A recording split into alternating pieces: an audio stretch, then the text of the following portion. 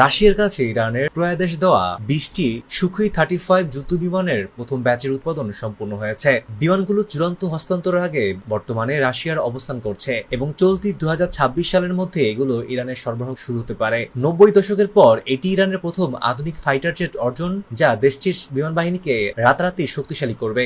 Super ফ্লাঙ্কার নামে পরিচিত এই যুদ্ধ বিমানগুলো প্রায় 1600 কিলোমিটার যুদ্ধ সীমায় শত্রু ভূখণ্ডে অনেক গভীরে ঢুকে নিখুঁত আঘাত হানতে সক্ষম। এছাড়া সংক্ষিপ্ত বা অস্থায়ী রানওয়ে থেকেও এগুলো উড্ডয়ন ও অবতরণ করতে পারে। ফাঁস হওয়া রুশ নথিপত্র অনুযায়ী 2023 সালের চুক্তির আওতায় ইরান সর্বমোট 48টি সুখোই 35 এর অর্ডার দিয়েছিলেন। এর পাশাপাশি তেহরান আজ 12টি সুখোই 30 SM-2 ফাইটার জেটও কিনেছে। 1979 সালে ইসলামী বিপ্লবের আগে কেনা পশ্চিমা প্রযুক্তির পুরনো ও জরাজীর্ণ বিমানের উপর দীর্ঘদিন নির্ভরতা কমিয়ে এই রুশ যুদ্ধ বিমানগুলো ইরানের কৌশলগত সক্ষমতাকে বহুগুণ বাড়িয়ে দেবে। বর্তমানে ইরানের হামাদান বিমান ঘাঁটিতে সংস্কার কাজ চলছে এবং পাইলটদের বিশেষ প্রশিক্ষণও শুরু হয়েছে বলে জানা গেছে।